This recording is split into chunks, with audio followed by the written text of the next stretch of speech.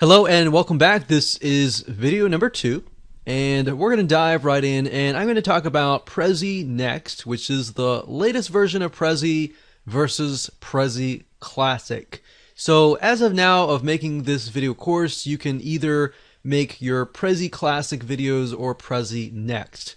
Now keep in mind that if you make any Prezi presentations in Prezi Classic, you cannot really import them into Prezi Next. And you'll get an idea of what the major differences are. That way you can decide on which one to go.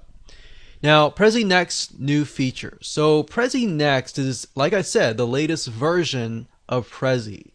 And the main differences, one of the main differences is that Prezi Next runs on HTML5. So as you will notice, a good amount of presentations, video players, they're all moving towards HTML5. That's essentially the future. While on the other hand, Classic Prezi runs on Adobe Flash. So as you know, certain browsers as of now, they have literally gotten rid of playing Adobe Flash, because many people consider it to be unsafe and prone to performance issues.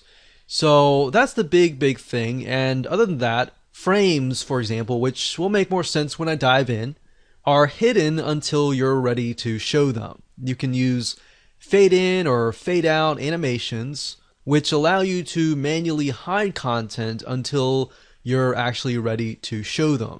So the nice thing about Prezi is a lot of items you cannot see until you zoom in. So kind of how you saw how I zoomed in. So you saw the 9 different video topics and then I was able to zoom in.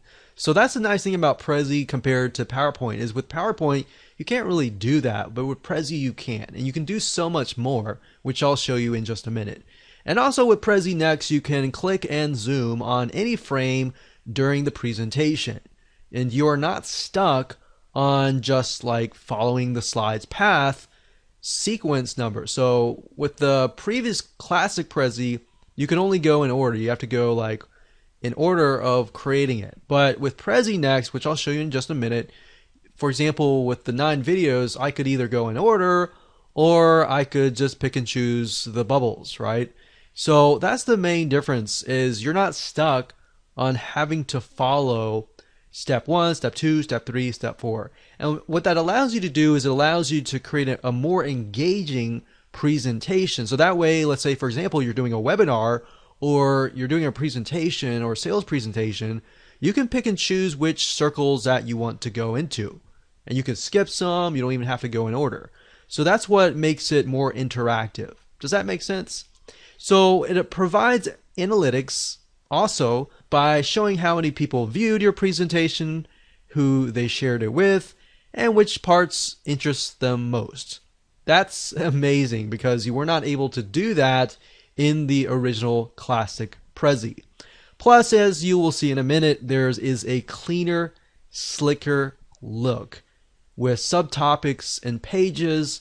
As far as setting things up, the structure is just a lot more cleaner. Everything is structured properly, and it's just a lot easier as far as usability goes. I remember back in the day with Classic Prezi, setting things up was actually very complicated. Once you set things up, it looked really nice, but to get to that point, you literally would have to sit there for hours setting up a Prezi. So nowadays, setting up a Prezi with Prezi Next is just so much easier. With that said, let's move on to video number 3.